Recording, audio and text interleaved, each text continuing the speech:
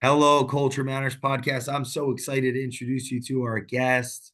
Before I do that, here's a quote just came in my mind. One of my favorite quotes that I really think is perfect for this episode. And of every 100 men, 10 of them shouldn't even be here. 80 are nothing but targets. 9 of them are real fighters. And we are lucky to have them, for they make the battle. But one. One is a warrior, and he will bring the others back. Our guest today, friend of the, oh yeah, Heraclitus said that 2,500 years ago. Our guest today, friend of the Culture Matters podcast. He's been on the show, season 14, episode 164. As of this release, we're nearing on 700 because we have about 100 in the queue. And he's a great friend, a warrior who's seeking to bring the others back. You included, if you're listening to this episode, founded his business. We got Coastal Paving in real estate as well as far as investments, has a big vision, has come from humble beginnings. If you listen to episode 164, go check that out. I met him in a random circumstance, and we've been friends since. Mike Melicia is back to talk all things leadership, culture, business, his vision, and pay very close attention because we'll maybe unpack this quote a little bit by Heraclitus. Thanks for coming back to the show, my friend. I'm excited. I wasn't going to share that quote at first, and I thought, yeah, that's one of my favorites. How are you? I'm good, man. I'm good. Can't complain. Thank you for the introduction. And I absolutely love that quote. And yeah, warrior is a great term. I actually just was talking about that on another podcast with um, Con Expo, actually talking about being a warrior, not a worrier, and how there's only a two-letter difference, but it means all the difference with it, in how you are going to survive, how you're going to perform, how you're going to be successful, going at any obstacle in any situation at any time as a warrior and not a worrier, um, can truly define your outcome. So it's kind of funny Wow. you quote. What are the behaviors of the worrier? So the worrier, and believe it or not, this is actually this is a DNA thing they have found. I'm no scientist or doctor or whatever that would be. This is all based off of research I've done after I thought of that. Believe it or not, I thought of that quote in my head and I Googled it and it's a quote. So I didn't make it up, but I just thought of it. It was like, it's really, kind of crazy. So then I Googled it and that's already a quote. Whoever, I don't know who made it up, but then they started to, I guess, do research on the fact that there's DNA differences into people,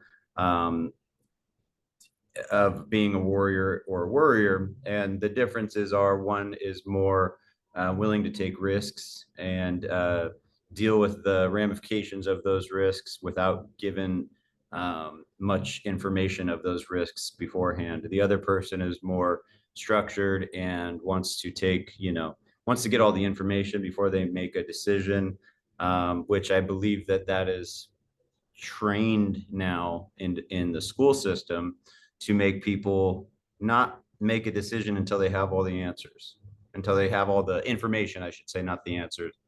So yeah, the difference between the two is pretty simple. It's somebody who doesn't know if they're going to make it home or not after running into a battle, but they know that that's what they need to do to try and protect their family, speaking back on the true warrior days and the gladiator days, and Yeah. even today, in our armies and um, our military, but down, and you could look at it down into individuals as well, people that go out there and get it done, at all costs.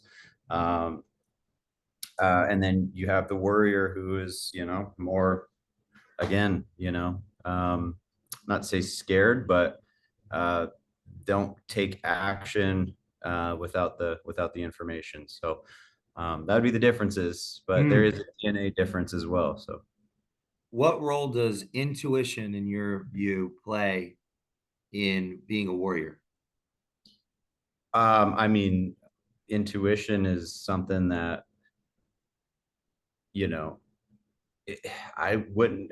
I mean, everybody knows what it means, but it's really hard to explain. You know, intuition is almost it's your sixth sense, and it's almost, you know, seeing the future in a way. Intuition is kind of a superpower that probably everybody has, but I don't think everybody listens to. Um, and it 9 times out of 10, the answers are sitting there right in front of you. And your intuition usually is telling you what to do. I mean, there's millions of people who know what their dream was, but they didn't listen to their intuition and they just played the safe route and, got a job or whatever it is. They didn't follow their dream, or they, even if they started a business, but that wasn't their dream, I mean, but their intuition in the beginning told them, you know, obviously if that was their dream, that was their intuition. Their intuition told them this is what you want to do. They should, you should listen to that regardless. Um, but intuition plays a huge role in being a warrior, in my opinion. How have you tapped into it? What, like, if you were to work through with the audience that is in that position of leading their business, they've started something. They may be even, the first 3 years in, if you go back to the beginning when you started this whole empire. How did you tap into it? So I mean, I so to work on that, I didn't tap into it.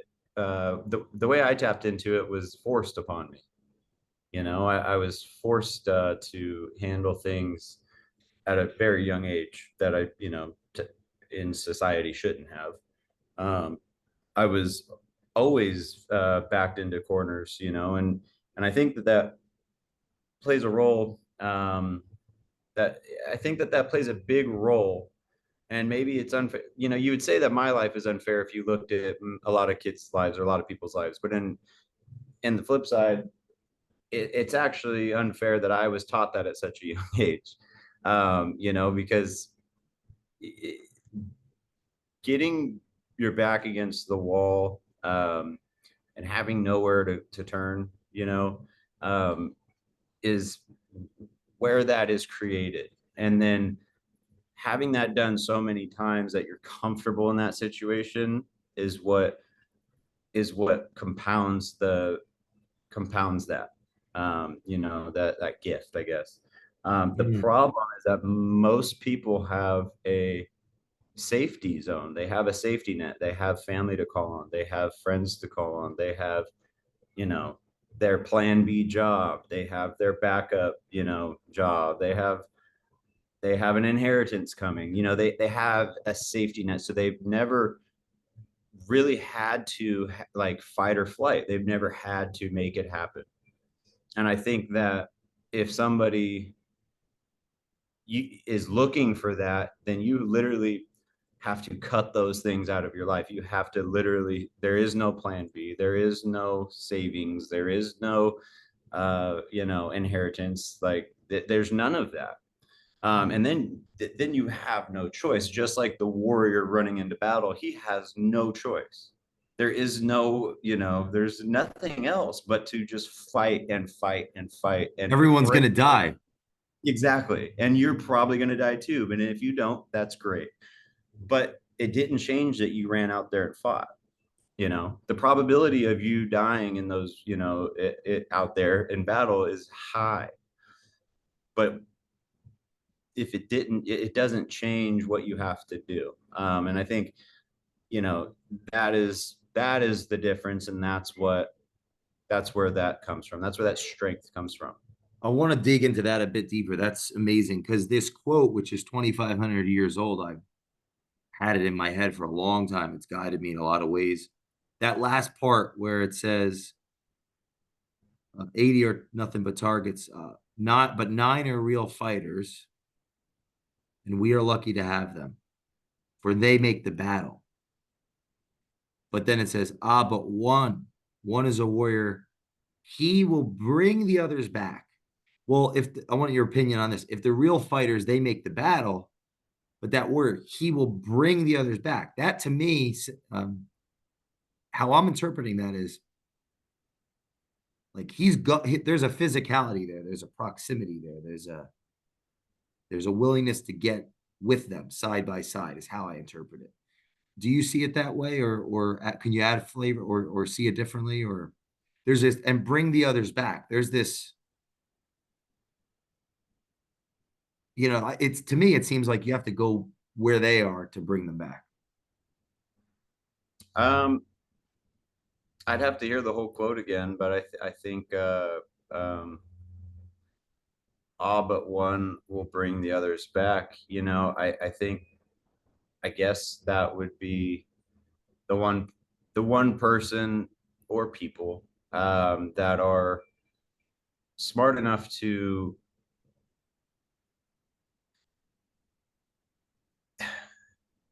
the way I would see that is actually when you win a war, for whatever the war, just whatever it is, when you win it, you now have an obligation um, to run things better or correctly.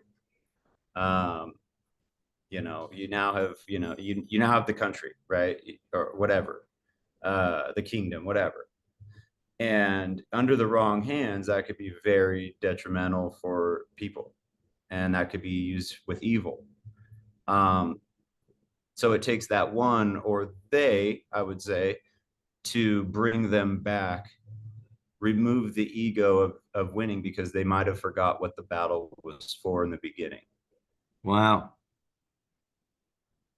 You know, that would be how I interpret that. Like, well, and use a business context. We've succeeded. Now what? Exactly. How do you How do use you? Yeah, go ahead. Go ahead. Yeah, how do you use that for good, not evil? Not saying that all things are evil, but to say that what happens is people, get to the top, or whatever you want to call it, and you start to, the ego comes into play.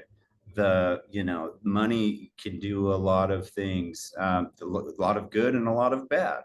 But there's a lot of, look, look at the Diddy situation, look at Hollywood situation, for Shit. instance. You know what I mean? Like, there's a lot of evil that's within winning something or being on top of things. And I think that, yeah, I mean, that's where the quote to me sounds like, when you connect it to a business or anything like that, is keeping your morals in line, Wow. and human morals in line. So yeah, I don't know if that, yeah. Yeah, but what do you say to the listener that's saying to themselves, "Well, I don't care about the morals of my company. I just want to make money." What would I say to them? I mean, if you don't care about the morals of your company, and you just want to make money, I think there's a lot. I think that they will never be truly rich. That's what I would say. I would keep it very simple, and they will never be truly rich. Um, and I believe that with good moral, comes good money. And I feel that good money can create better morals. Um, and if you're just looking for money, then you can find it, clearly. But that's not what's going to make you feel rich. It's not what's going to make you feel, powerful. Well, maybe it'll make you feel powerful, but when you go, you'll know deep down that you didn't spend your time very wisely. So, It's um, interesting because it makes me think, and if you stop listening to that voice deep down, eventually someone will get you like that. You use that example of, I don't even want to, like, I don't, that guy, that rapper, like what he's got himself into. Maybe he stopped listening to that voice for long enough for the culture to get him. mhm. Eventually he's going to be gone. Yeah, I mean, and sometimes it'll take 40 years, but at the end of the Holy day, cow. it always comes back. Wow. Yeah. So, What about tactical advice on how you stay motivated, create that next level of vision, purpose, activity? Because you've created a lot of success coming from, and if I'm thinking back to the beginning of the conversation, you talk about having your back up against the wall. Now, look at everything you've done, you've accomplished. What would be your advice to the audience or on how to not lose their ambition? well, I mean, so my advice to that would be that, numbers are numbers. They're great. Learning what top line and bottom line means is even better. You can do $1 trillion in revenue and make $0 profit. Um, and I learned that actually a little bit this year again. We were actually $1 million negative in the beginning of this through this year, and fought like hell. Wow. Never, while doubling our revenue. We might actually go over double. We might hit 23 million if weather holds. Um, and people hear something like that. If I wouldn't have told you the rest of that, and you just heard we double the revenue, and I think that's something that needs to stop in like the social media world. Is everyone's talking about revenue, and I know nobody's going to talk about their actual. We don't. I get it, but at the same time, it does create a little bit of confusion and narrative for those that don't know, and that's why they're actually following these people, because they Wow. actually real information, but they're not actually getting real information. They're kind of getting a piece of that information unless they pay for it. I don't even know because I've never paid for one of these things, but at the end of the day, like, don't be fooled by the number you hear, 8 figures or 20 million or 100 million or whatever it is. Don't be fooled by that, because at the end of the day, that's not how a P&L works anyways, because I could break that down, and then you could have you can go further into it and realize that even if you have a net positive, okay, but what's the debt service? Are you even covering your debt service? Because you could be net positive and still be losing money every year. So I think there's so much more to this information that people are looking for to learn, but they're not getting it. Um, Mm. and that was today or this year, like just within the last couple of weeks, we've broken into the black. We're gonna actually have a great year. It was really hard. My back's been against the wall all year. I don't think anybody's noticed that by any of the filming and videos that have been Yeah. posted, but I hold it deep down inside, and that's where the warrior part kicks in. I have family, I have obligations, I have bills, I have investment, I do have these things, but I can lose them like that. One bad year of business, 2 bad years of business, one catastrophic thing, one year of me being distracted, which I kind of have been, and things can turn very, very quickly. And once you get to certain levels of business, sometimes it's no longer in the control. Like for me, in the first couple of years, it was always, I could just go out and work harder or longer and recoup. But once you get to a certain point, like, it's bigger than just you. You don't get to just go out there and work double time Yeah. and pull out of it. You have to strategically pull out of it while also keeping a straight face, and you know not coming, like, I don't want my family to know when I'm going through these struggles, because I'm the warrior. I bear that load. That's what a man does. That's what a warrior does. But I think your question actually was, how do you stay motivated, or Yeah. The ambition. at the ambition. And I think that the ambition is comes from those moments, though, because when I seen that and I started to realize that, and I started, like, I'm working my butt off this year, and doubling revenue and all these things, but I'm not making more money. Don't get me wrong, we actually are going to, because of some, I stuck it through. But a lot of people, my point to that is, a lot of people would give up. But I've actually found so much more, like, ambition again in my company and in my main company, Coastal Paving.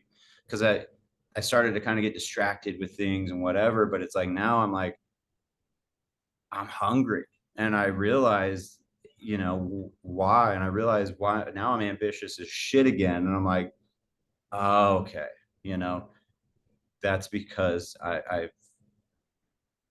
I've been in this situation. I've had my back against the wall again. I remember what it felt like when I started this fucking thing.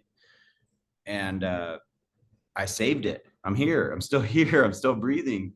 And that's sometimes business is just staying alive and breathing, but being smart and learning, taking those low times and realizing why was it okay. I spent this much on this. That's real money. That's real dollars. We can do better with that.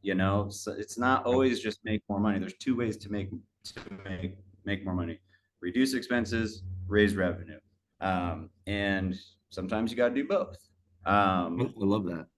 and that's what we've done. And it's been a really challenging year, while also such a great year. I mean, Inc. 5000 honorary, this year. Wow.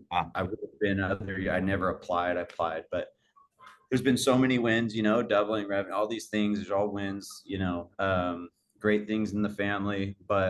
And then just a really powerful thing for me, getting back into that grind and realizing that, you know, working smarter is better than working harder, but sometimes you learn how to work smarter by working harder, to the point to where you're irritated by it. You're working so damn hard that you have no choice but to work smarter, if that makes sense, Oh yeah, but that's very makes that's a ton of sense.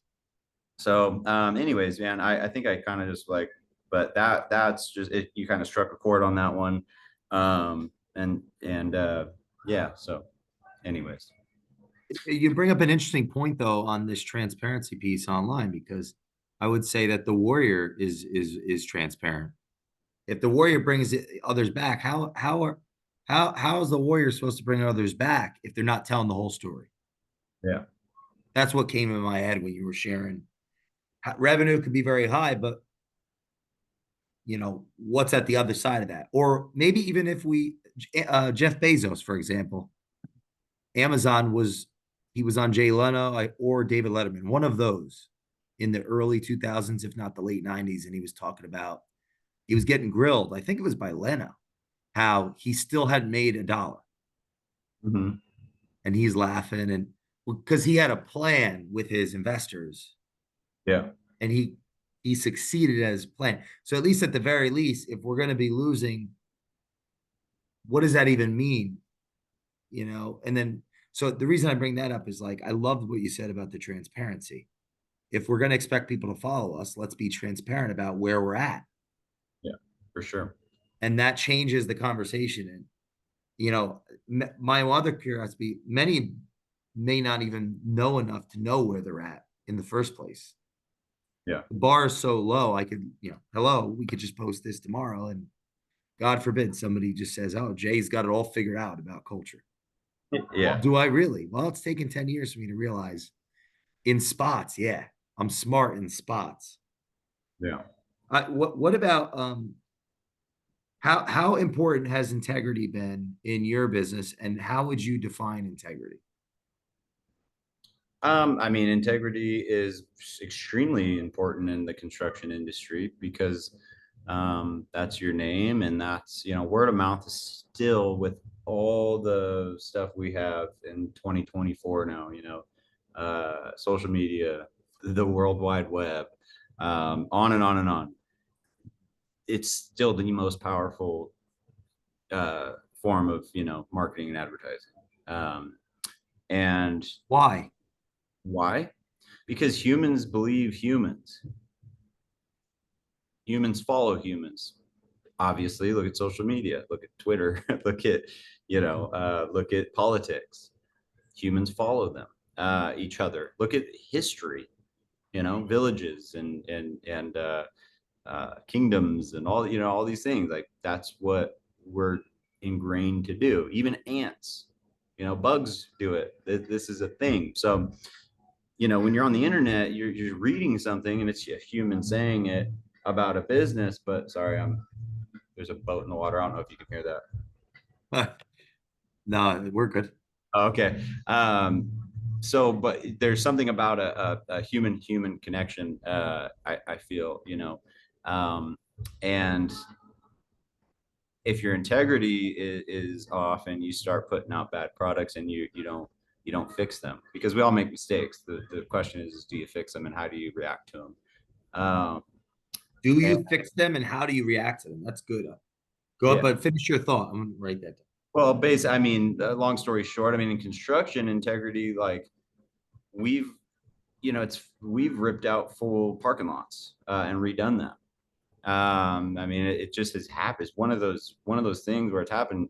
Now, does that hurt your numbers? Does that hurt a lot of things? Absolutely. But your integrity is isn't hurt, and that's what everything falls on. So yeah, sorry, that felt kind of got me, but yeah. What So about customer service? what about customer service? Yeah, does it matter? Yeah, so without customer service, there is no service. The customer is who you are servicing. That's what it means. And I think that specifically in construction, that's long and lost. And our actual quote when I created the business was where quality work and customer service meet. That was Coastal Paving, so it still is, but that was the original motto or whatever you call it. What do you call that? A company has like their Like a slogan. mantra? Yeah, that was our where quality work and customer service meet. And I always seen like a gap in construction of that customer service feel like when you go to the Ritz or you go to the Four Seasons or you go to a hotel, hospitality, that feeling of like you're in good hands. And if you have that specifically in construction, in any business, I think that people are going to go with where they're comfortable, and your prices can be a little bit higher, and people are going to pay them. If we're looking in terms of where quality and customer service meet, what's your what's our purpose? What do you mean? I'm sorry. Well, yeah, if we're looking at where like that motto, that mantra, I love that. Where quality and customer service meet, correct? I wrote it down. Yes. If that's something that we believe in, what's our purpose? What's our purpose? Our purpose is to create a quality product and give the best customer service in the industry. Um, I don't know if Yeah, I like that's it. okay. You're able to pause. Are we able to pause a podcast? You can edit.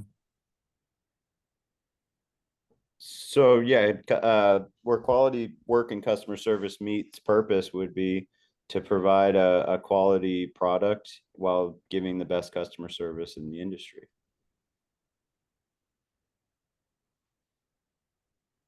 What how has that um experience developed relationships for your organization over time, like the working relationships, with the team or the customers or some of the longer standing relationships that you built over the years? I mean, it's created a tremendous amount of value in more ways than I think a lot of people realize. Even people who are, have been high level CEOs of very big businesses, um, I have seen completely, misread a room and not realize that they are hurting the relationship by their personality or the things that they're saying, or they want to, I could go on and on about how important the relationship is and how knowing your own personality and how other people connect with that personality, and knowing your flaws in your personality and knowing to stop yourself when you can see that those things are rubbing off on somebody. I think those are tremendous skills that will take people very far places. And those skills will create those relationships that you absolutely need in business, because you could just go and win all the bids and win, get all the work and get all the sales, whatever business you're in. But at the end of the day, when you're in a pinch, and you will be in a pinch, we all will. If you're in business, you will have a day when you're a pinch, and it's not just going to be a day. There's going to be days. I mean, and those are the people you're going to call. Those are the customers you're going to call and say, hey, I, I'm having a cash flow problem. Can you pay me early? You know, those are the people that you can call and say, hey, I'm a little slow. You got anything for us? It's winter, Yeah. whatever it is. I mean, your customers and the relationships you create with them can be what makes your business fail or survive and thrive and succeed. I- yeah. What do you think about our culture today? That's where I think we're losing sight of that. I think so. Here, what I would say about our culture today is that people are, the age old saying of um, judge people for their actions, not their words. I think is something that has been completely lost. People sometimes, with this whole cancel culture thing, in the world on social media and so forth. And this is kind of, you know, different, but one and the same is that, um, you know, people are judging people by what they're saying and not what their actions are. They're judging people because they may have said something that offended them or whatever, and they're not judging them by the 100 people that they employ, all the payroll tax they pay, all the taxes that go to fixing their roads and their schools and all these things, or the families that are, with those 100 employees, all the families that are being fed by that. All those actions are not what people are judging people by. They hear something that you said and they immediately don't like you, when you may have just been raised different. Your vocabulary may have been implemented into you from an early age. I mean, or your culture. I'm Italian, so I cuss all the time. That could offend people, but look at all the good I'm doing as well, in the world or in my community or in my village. Why are we not judging each other based on that? Why are we judging each other based on what we're saying, or how we talk, or, who we vote for, whatever. So I think that there's a lot of change that could happen with the culture. Um, but at the same time, if you look at it and look back, was the culture any better 20, 30 years ago? I mean, to some of us, we say yes, but to others, they would argue no. So, Mm. but at the end of the day, we're all not just Americans, we're all humans, because it's not just America, it's the whole world.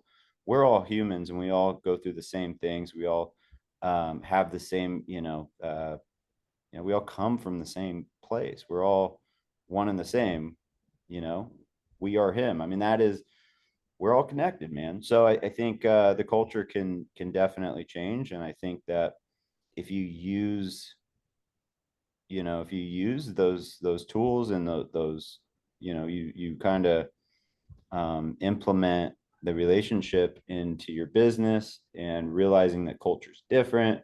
um, I, I think that it's immensely powerful.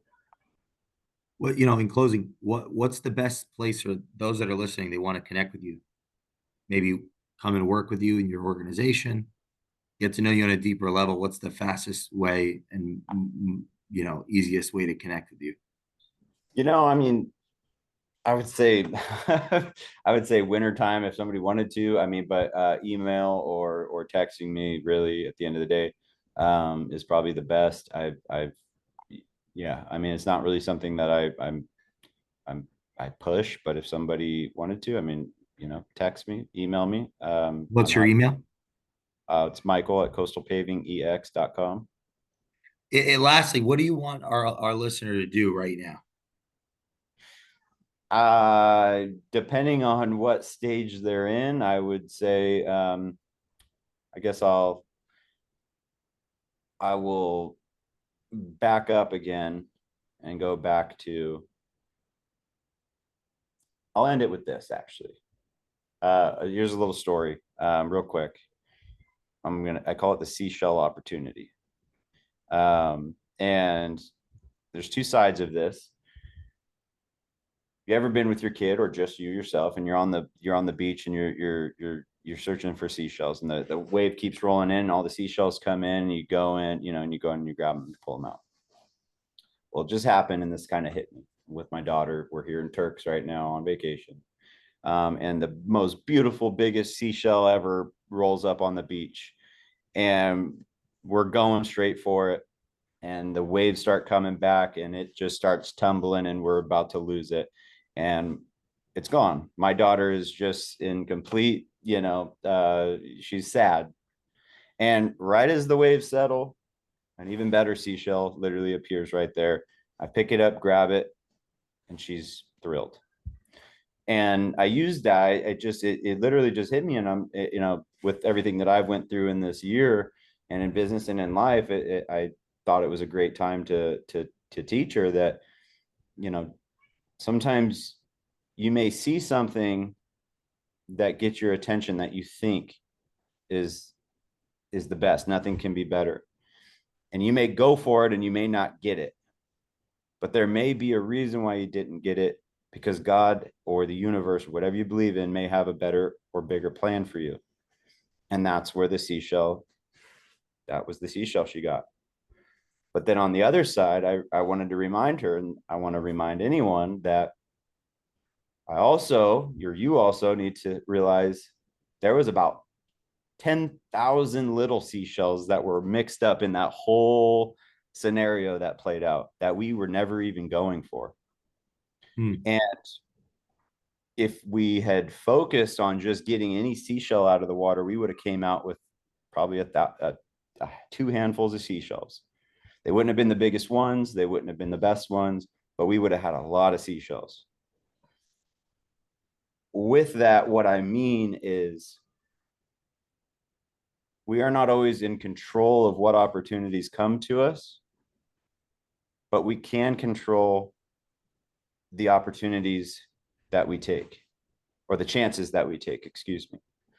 And your chances of getting what you want are better when you consistently and constantly shoot for opportunities and have your hands out there to get the seashells, and be smart and go for the ones that you want, but take the ones that you can get, and know that there is a bigger plan in your life that you may not, actually, you are not in control of. So adapting to your situation and adapting to your life and environment, adaptability, I think, is the most important thing in business and life in general. Man, if you're listening to this episode, go check out season 14, episode 164. Very different, enriching conversation. Mike, thanks for coming back to the Culture Matters podcast. I love that seashell story. That is a great, tremendous wisdom in that, seriously. And I appreciate you coming back to the show. And I'm already looking forward next time. If you're listening to this episode, please leave us a review on the Culture Matters podcast. Email Mike. If you need a lifeline, he's a guy you can count on. And we will see you next time on the Culture Matters podcast. Thanks, brother. Yes, man. Thank you. Appreciate it.